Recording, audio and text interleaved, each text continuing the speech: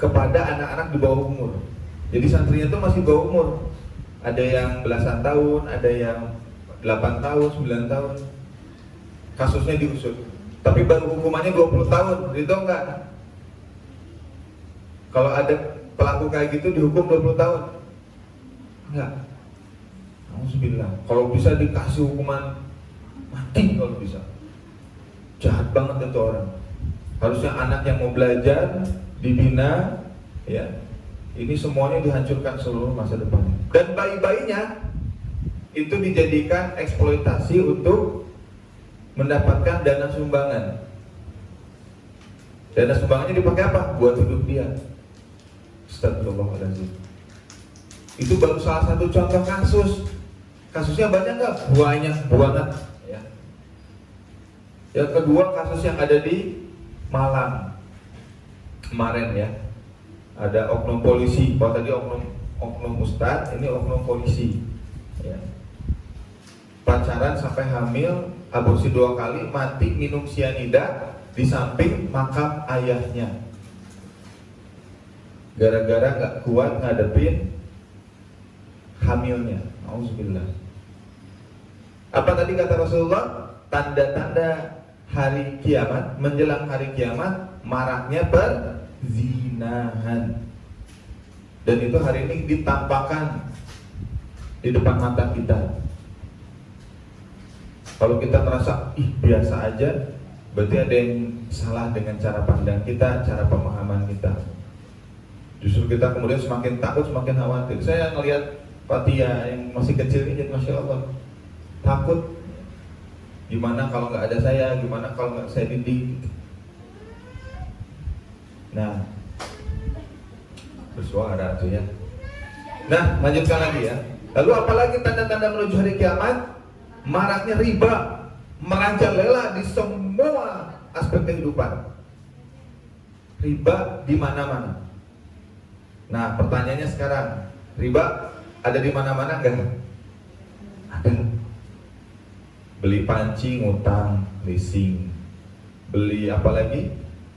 Handphone ngutang, beli mobil ngutang, leasing. Beli rumah ngutang, leasing, KPR. Nggak ada kemuliaannya. Mohon maaf sekali Bapak Ibu rahmati Allah. Orang yang meriba itu di depan Allah itu nggak ada mulia-mulianya. Di dalam surat Al-Baqarah ayat 275 Allah menjelaskan Allah akan memerangi orang yang terus melakukan riba. Berarti kalau terus itu kan melakukan aktivitasnya berlanjut. Ya, tadi utang sistematis. Ya. Hari ini nggak ada yang benar-benar beli barang itu karena dia ini nggak pakai riba itu jarang. Beli mobil semua ngutang, beli rumah rata-rata ngutang. Ya, nggak ketahuan karena nggak ada yang cerita. Tapi kalau yang cerita, ya ketahuan. Banyak yang ngutang. Apalagi pinjaman online, wah Masya Allah. Itu sampai 600 triliun kata Presiden RI itu. 600 triliun ngutang. Ini jadi kebiasaan di mana Rasulullah dan Allah sendiri kemudian sangat membenci ini. Nah, ini tanda-tanda akhir zaman. Tanda-tanda akhir zaman. Oke ya. Tadi apa? Bencana alam terjadi beruntun. Yang kedua, wanita berpakaian tapi telanjang. Yang ketiga, maraknya perzinahan. Yang keempat, merajalelanya riba. Yang kelima, merajalelanya aktivitas perdagangan. Ada hadisnya itu. Ya. Kiamat tidak akan terjadi ketika merajalelanya aktivitas perdagangan. Maksudnya gimana? Semuanya diarahkan ya. Tujuan hidup kita, aktivitas hidup kita, seluruh kehidupan kita untuk dagang.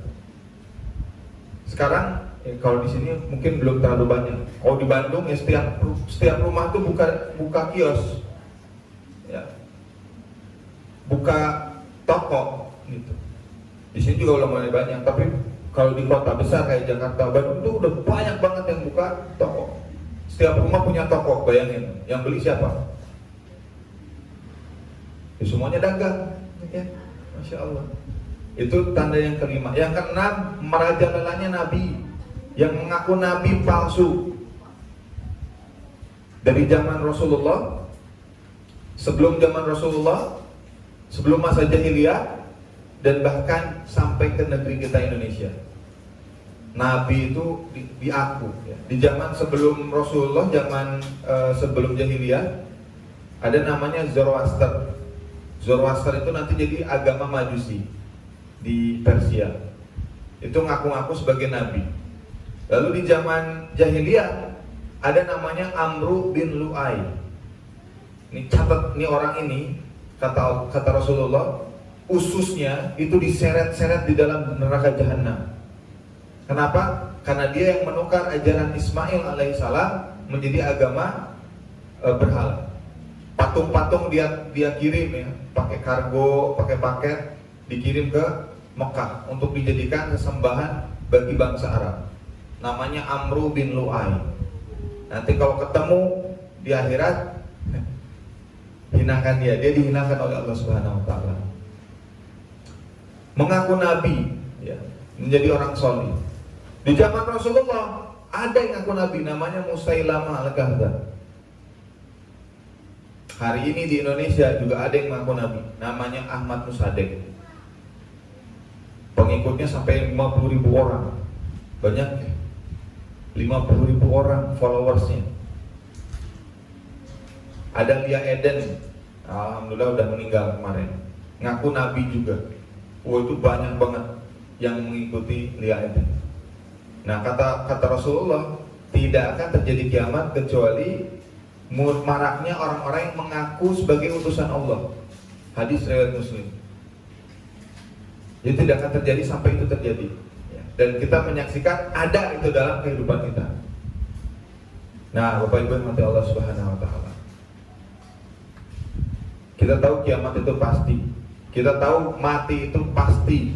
Kullu nafsin za'iqatul maut. Kita tahu akhir nanti kita diberikan soal dan kita tahu jawabannya. Ini kan dibocorin sama Allah di dalam Al-Qur'an. Pertanyaan-pertanyaan apa yang nanti akan ditanyakan itu di alam kubur, di proses padang mahsyar, itu dikasih bocorannya sama Allah Subhanahu wa taala. Lalu kemudian di yaumil hisab, yaumil mizan, sampai sirat, dan di mana letak surga dan neraka Allah bocorkan semua ketika kita masih hidup. Soalnya udah tahu, jawabannya udah tahu. Pertanyaannya, kenapa kita nggak sadar-sadar? Kan tahu ya, nanti ditanya di alam kubur. Pertanyaannya tahu nggak kita apa? Man rabbuka, tahu kan? Ya, siapa Tuhan kamu? Siapa manusia ini? Apa agama kamu? Amal apa yang kamu bawa? Itu tahu pertanyaannya dan kita tahu jawabannya, tapi kita nggak mempersiapkan diri. Nah tadi sesuai dengan apa yang disebutkan dalam surat Al-Anbiya, kita tuh sangat lalai. Kita tuh berpaling dari Allah menuju kehidupan yang sempit di dunia. Ini yang kemudian membuat kita itu gak sadar-sadar. Maka betul kata Imam Ali, an-nas niyam idza matu intabahu. Manusia itu tertidur, tapi ketika mau sakaratul maut dia baru sadar.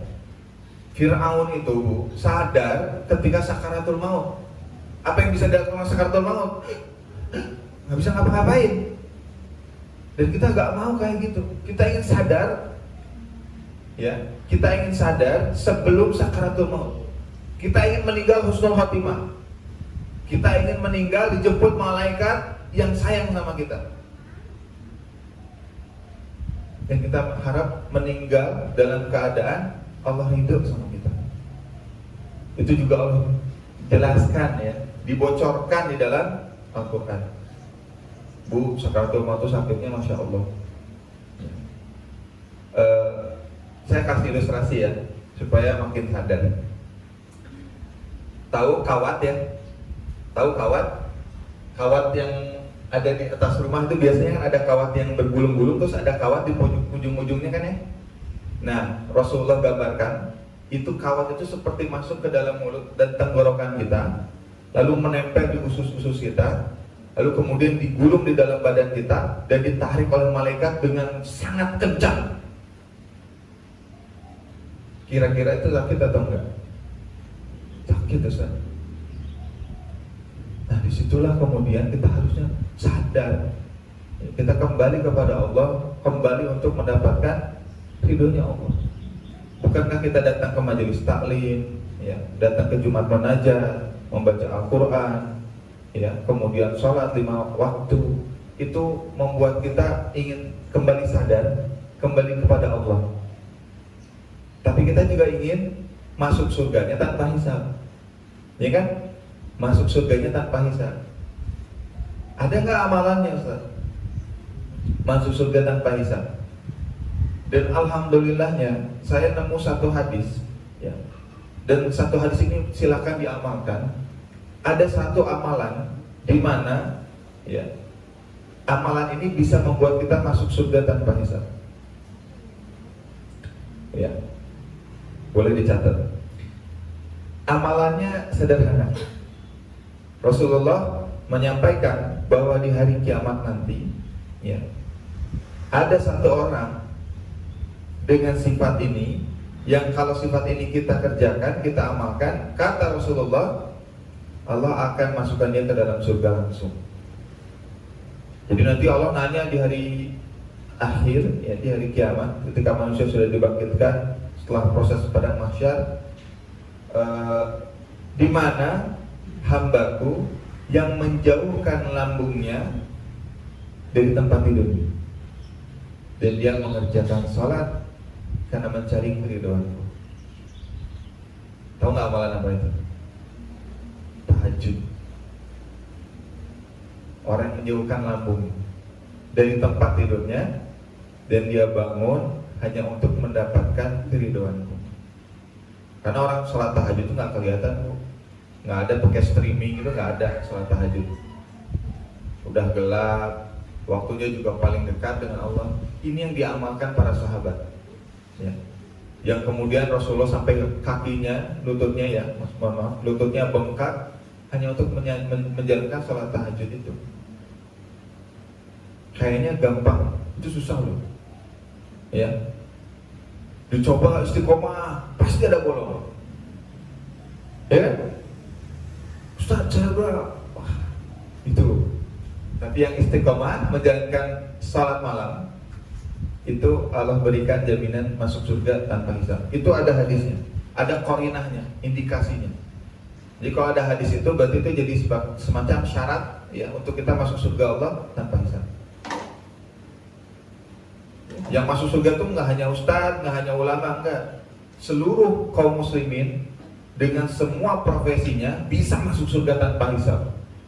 Kalau dia pedagang yang jujur, dia akan bertemu dengan orang-orang solih di Firdaus. Kalau dia pekerja yang jujur, pekerja yang amanah, dia akan masuk ke dalam surga dengan para solihin dan para anbiya. Kalau dia seorang pelajar, tolib, ya, dari Isa, maka dia akan masuk surga bersama anbiya dan para solihin. Jadi nggak usah khawatir, ya. Kita kan ilmu agamanya sedikit, Ustaz. Kita ini amalnya sedikit, dan kita cari amalan apa yang membuat kita itu bisa masuk surga tanpa hisab, dan kita bisa, ya kan?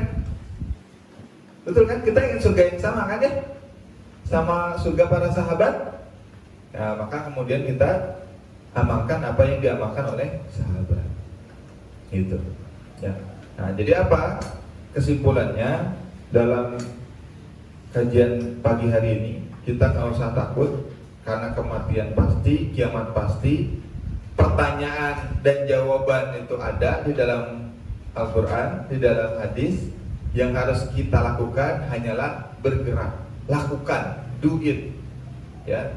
Dengar suara azan langsung sholat, ambil wudhu sholat. Ada waktu baca surah, ya, Al-Quran di hari Jumat, baca, ya. Nggak bisa baca Arabnya, baca terjemahannya. Nggak bisa baca terjemahannya, dengerin aja. Kalau ada kesempatan sedekah, sedekah yang banyak. Kenapa tadi? Karena kiamat tidak akan terjadi kecuali hari Jumat. Tapi kita nggak tahu Jumat yang mana. Makanya Jumat itu perbanyak ibadah. Karena waktu Jumat itu kerasa sempit, benar nggak? Ngerasa nggak? Iya kan? Hari Jumat beda dengan hari yang lain ya. Dari pagi menuju sore itu cepat, set gitu. Dan kata Rasulullah SAW, ya ketika ditanya oleh Sayyidina Umar bin Khattab, kapan waktu antara kiamat dengan kehidupan kita? Maka Rasulullah menjawab, seperti waktu asar sampai menuju matahari terbenam. Itu hari Jumat. Sangat cepat sekali. Kita nggak tahu nih, mungkin sore kan nggak tahu, nggak ada yang tahu. Bahkan kalau ditanya Rasulullah juga nggak mau ngasih jawaban, walaupun Rasulullah tahu kapan hari kiamat itu. Tapi Rasulullah menjawab dengan sangat indah jawabannya. Apa yang telah kita persiapkan untuk menjemput hari kiamat. Hari kiamat itu ya Allah ngerinya Masya Allah. Semua itu bakal muncul dalam keadaan amal-amal soleh kita. Jadi jangan punya pikiran masuk surga tanpa ilmu. Masuk surga terus pakai ilmu. Nah makanya tadi hadis itu bagian daripada ilmu. Ya, nggak ada orang masuk surga tanpa ilmu. Jadi orang yang mau masuk surga harus pakai ilmu. Sholat butuh ilmu nggak? Butuh. Wudu butuh ilmu nggak? Butuh. Ya, nikah butuh ilmu nggak? Butuh. Semuanya butuh. Lalu kemudian kita bilang, ilmu agama kita sedikit-sedikit aja Ustaz. Dah, banyakin untuk kepentingan kita sendiri. Kita kan nggak tahu, oh ternyata kayak gitu ya dasarnya sisa api neraka. Yang Ustaz jelasin panasnya, hawanya aja kita jangan pernah berharap bisa merasakannya. Hawanya aja jangan. Ya, apalagi apinya. Alhamdulillah. Nah, makanya datang ke majelis ilmu, apinya didinginkan dengan majelis ilmu. Ini yang datang ya, bukan hanya Bapak Ibu semua. Ada 70.000 malaikat yang datang mendoakan, dicatat namanya satu-satu, yang absen siapa? Set. Ya. Dicatat bapak-bapaknya, Opa Satori, Mas Ian, Pak Dar, semua dicatat. Ini Masya Allah diampuni dosanya, ampuni. Itu doa malaikat. Ibu-ibu yang datang dicatat, santri-santri yang ikut dicatat. Rasulullah kalau ada kajian seperti ini, Rasulullah lewat, Rasulullah ikut duduk dan mendengarkan. Padahal yang lagi ngisi itu para sahabat. Saking apa? Saking taunya majelis ilmu itu banyak malaikat yang mendoakan kita, yang meminta kepada Allah agar diampunkan seluruh dosa-dosa kita, yang diminta kepada Allah agar dijadikan pahalanya buat kita juga. Baik banget Allah, sayang Allah sama kita. Jadi kalau dipikir kebencian Allah dengan rasa kasih sayang Allah besar mana kira-kira? Kasih sayang Allah itu sangat besar. Ya, jadi kita mau usah khawatir, yang penting apa? Kita berhusnuzon. Tadi yang pertama kita tahu amalannya, ya. Yang kedua kita berhusnuzon kepada Allah. Takdir apapun yang kita terima itu adalah semua dari Allah. Kita terima itu sebagai pahala kesabaran kita. Ketika nanti sakaratul maut, saya ngomong kayak gini belum pernah ngerasain, cuma dari ayat-ayat dan hadis-hadis ini kegambar betapa mengerikannya sakaratul maut. Tapi kita berharap kita tetap berhusnuzon kepada Allah, bisa mengucapkan kalimat talqin, ya, kalimat la ilaha illallah Muhammadur Rasulullah. Imam Al-Ghazali mengatakan orang hidup dan ketika orang mau mati itu terasa bagaimana kebiasaan selama hidup. Jadi kalau kita kemudian sering ke majelis ilmu, sering datang kemudian mendengarkan nasihat-nasihat dari para asatidz, insya Allah lisan kita yang akan membimbing kita itu ya tadi amalan-amalan kita, lisan kita. Wah Masya Allah, nanti dipermudah sama Allah. Percaya, semakin ibu dan bapak datang ke Jumat Munajat, ke majelis-majelis ilmu, kemudian mendengarkan dengan khusyuk, insya Allah ketika meninggal, lisan kita itu akan mudah mengucapkan kalimat la ilaha illallah. Kenapa? Kata Imam Al-Ghazali tadi, orang itu sebagaimana kebiasaan dia saat dia hidup. Imam Al-Ghazali meninggal dalam keadaan berzikir. Kenapa? Masuk toilet aja, beliau itu nggak bisa berhenti berzikir. Padahal nggak boleh, sampai disumpel mulutnya pakai kain. Itu bukan sakaratul maut, itu masih hidup, ya, disumpel. Karena bacanya subhanallah, terus zikir terus, ya, lisannya seperti itu. Di Indonesia, waktu ikut acara Hijrah Fest 2 tahun yang lalu, saya di samping saya ada Ustaz Adi Hidayat, beliau itu nggak ngomong kecuali berzikir terus. Banyakin berzikir. Itu insya Allah akan memudahkan kita dalam menghadapi sakaratul maut. Karena disitulah titik di mana syaitan itu menggoda kita, ya, menggoda kita agar kita itu lalai dalam mengucapkan kalimat tadi. Setan menggoda kita supaya kita itu mengucapkan kalimat yang tidak Allah ridhoi. Sakit, itu yang biasanya didapatkan ketika orang sakaratul maut. Jingkrak-jingkrak, sakit, iya tahu sakit. Sakaratul maut tuh nggak ada yang nggak sakit. Tapi lisan kita harus tenang, lisan kita harus ikhlas. Kenapa sakit? Para ulama bilang karena kita terlalu cinta dunia. Hubbu dunia karahiyatul maut. Cinta dunia dan takut mati. Itu kebiasaan orang Romawi dan Persia. Mereka takut mati. Mereka cinta dunia. Nah, semakin kita jauh dari dunia, ya, semakin mudah menghadapi sakaratul maut. Gitu ya. Nah, jadi pagi hari ini kita bahas dua hal. Satu, tanda-tanda hari kiamat yang kita harus sadar. Ini peringatan daripada Allah supaya kita taat kembali kepada Allah, taat kepada syariat Allah, taat kepada Al-Quran, taat kepada hadis. Yang kedua, kita diingatkan tentang proses sakaratul maut yang begitu menyakitkan. Tapi insya Allah kalau Allah sayang sama kita dan kita punya prasangka baik sama Allah, Allah mudahkan sakaratul maut kita. Enggak semuanya kok diberikan kesakitan, enggak. Ada yang kemudian dulu tetangga saya di Bandung itu ada yang meninggalnya tuh enggak sakit. Cuman dia bilang gini di angkot gitu ya, pas mau pulang, saya mau tidur dulu ya, tidur, nggak bangun lagi. Ada yang kayak gitu. Tapi kita nggak tahu gimana sakitnya di dalamnya ya. Gitu. Tapi ya insya Allah kita berhusnuzon bahwa insya Allah mudah-mudahan sakaratul maut kita dimudahkan oleh Allah, ya. Dan itu satu-satunya pintu kita bertemu dengan Allah. Seneng gak kalau ketemu Allah? Seneng, ya. Zat yang kita sembah setiap hari, setiap waktu kita beramal atas namanya, kita berharap mendapatkan kemuliaan dari wajahnya. Itu kita bertemu nanti ketika sakaratul maut. Setelah sakaratul maut. Karena insya Allah karena yang solih yang diambil nyawanya, maka yang datang malaikat yang tersenyum. Jadi nanti malaikat itu datang mendatangi kita dan kemudian ditanya, nggak sakit? Insya Allah nggak sakit gitu. Itu terjadi waktu kakaknya Bu Suci ya meninggal itu, Pak Ade ya, Pak Ade Tio. Kata Bu Suci itu melihat malaikat ya sesosok baju warna putih, ya nggak tahu ya ini ceritanya dari beliau ya. Lalu kemudian dicabut nyawanya dan kemudian meninggal. Jadi insya Allah orang yang beriman itu didatangi malaikat yang baik. Kalau beriman, makanya tadi saya bilang hidup kita itu kebiasaan kita. Nanti ketika kita mati itu kebiasaan hidup kita sehari-hari. Ya, makanya masya Allah saya doakan terus ibu-ibu dan bapak-bapak bisa istiqomah terus ya mengerjakan amal-amal Islam ini. Karena ujiannya berat. Dan tak majelis ilmu saya juga rasa berat ya. Berat, istiqomahnya yang berat. Kalau sekali datang sebulan bisa sekali, ya sebulan sekali datang bisa. Tapi setiap minggu itu masya Allah, ya. Makanya saya doain mudah-mudahan diberikan keistiqomahan, bahkan diwafatkan dalam keadaan husnul khotimah, insya Allah. Ya itu kurang lebih gambaran tentang betapa mengerikannya tanda-tanda hari kiamat.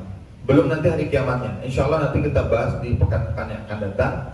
Karena kalau disekaliin nanti pusing. Biar nanti satu tapi detail. Tanda-tandanya seperti apa dan kemudian kematian itu seperti apa. Dan satu lagi saya lupa. Tanda-tanda hari kiamat itu adalah kematian yang tiba-tiba. Nah itu. Kematian yang tidak disangka-sangka.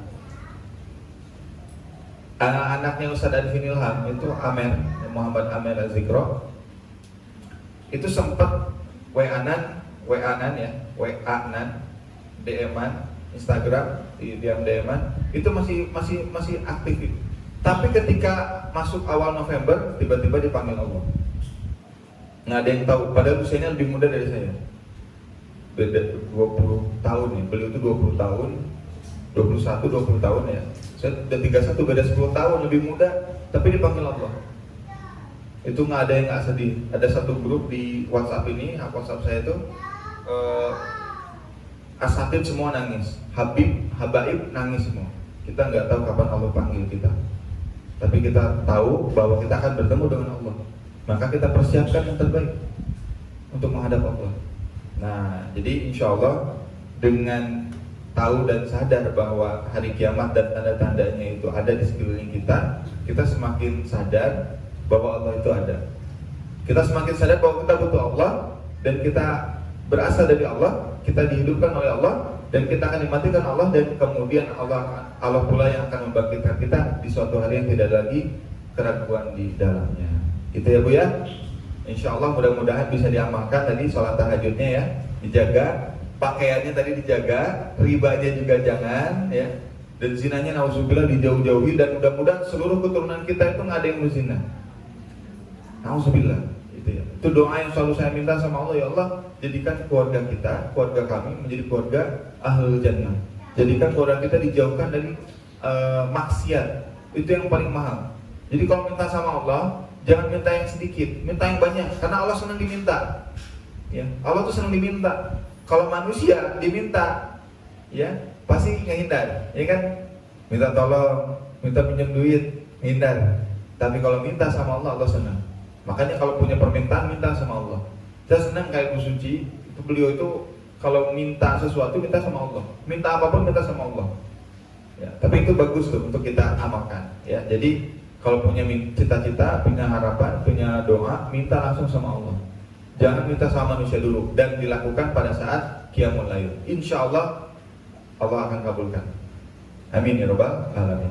Mungkin itu dari saya. Kalau ada yang mau bertanya silakan. Ada?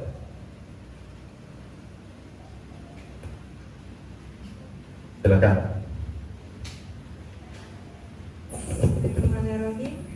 Menyambung yang tadi ya Ustaz mengenai sakaratul maut, itu kalau semisal ditemukan ada orang yang sakaratul maut terus mengucap lafaznya itu tidak jelas, tapi udah niat mengucapkan itu bagaimana Ustaz? Ya, bismillah. Ya. Berapa tahun yang lalu ya? 6 tahun yang lalu apa 7 tahun yang lalu ya? Nenek saya meninggal. Nenek saya meninggal itu sakaratul mautnya lama. Tapi saya tahu, saya pegang kakinya udah hilang. Jadi meninggal itu dimulai dari ujung kuku yang paling pojok ini nih. Sini nih. Ini malaikat maut tuh ngambil dari sini nyawa kita. Dicabut dari sini. Cabut. Nah, kalau ada sakaratul maut, kakinya dingin. Nah, itu lagi proses. Dan matanya itu sampai ke atas. Nenek saya itu udah tua ya, usianya waktu itu 90 tahun ya. Nenek saya orang Jawa, punya darah Jawa. Jawanya Jawa Cirebon ya, Jawanya agak menyimpang ya. Bukan Jawa Tengah, bukan Jawa Timur. Tapi saya lihat kakinya udah dingin dan matanya udah ke atas. Tapi dari perut sampai kerongkongan ini masih hangat. Nah, saya pegang. Tapi udah nggak bisa ditemenin lagi. Udah nggak bisa baca talqin, itu nggak bisa, karena udah cuman gitu, cuman saya doa aja tuh, udah ya Allah ini udah pasti nih hari, kalau nggak hari ini besok ini selesai. Tapi itu 2 minggu, karena saya waktu itu datang ya udah kondisinya kayak gitu, udah sekarang itu dokter udah angkat tangan kayak gitu. Dokter itu ya Bu, bukan solusi dari orang sakaratul maut. Kalau udah sakaratul maut berarti udah selesai di situ. Udah nggak bisa lagi dipakai alat-alat itu, udah nggak akan pernah bisa lagi gitu bermanfaat. Hanya jadi wasilah saja, sarana supaya orang yang sakitnya bisa sembuh. Tapi orang sakaratul maut itu bukan orang sakit, itu orang sakarat. Disebutnya sakaratul maut, menuju kematian. Sebetulnya bukan menuju kematian untuk mati, tapi untuk hidup. Nah, lanjut ya. Jadi sampai dari ujung kuku sampai lutut, dari lutut sampai pusar, dan pusar sampai kerongkongan. Itu ada 3 malaikat yang kerja. Ya, untuk Rasul, untuk para nabi itu hanya 1. Ya. Tapi kalau kita manusia itu 3. Jadi lama prosesnya. Ada yang mungkin yang cepat, wallahu a'lam bishawab, karena itu tidak dijelaskan lebih rinci dalam hadis maupun Al-Quran. Tapi proses menuju sakarat itu ya seperti tadi yang dijelaskan dari ujung kuku sampai lutut sampai pusat sampai kerongkongan. Nah, di sini terakhir baru dicabut. Dan yang tadi ya, yang kawat itu masuk ke mulut itu. Nah, terus gimana dan kapan kita bisa membaca kalimat tadi? Perbanyak sebelum itu. Perbanyak sebelum malaikat datang dari ujung kuku itu. Perbanyak itu. Karena di saat itulah lisan kita masih bisa bicara normal. Bisa bicara normal. Tapi kalau enggak masalah. Allah tahu niatan dari apa yang kita kerjakan. Innamal a'malu binniyat. Jadi insya Allah dicatat sebagai orang yang mengucapkan talqin. Ya. Nah, yang penting setelah itu, setelah wafat itu pentingnya proses sholat jenazah itu bukan prosesi formal, tapi itu prosesi mahal, prosesi penting maksud saya. Kenapa? Karena si mayit itu kan masih ada di situ. Tapi di dalam proses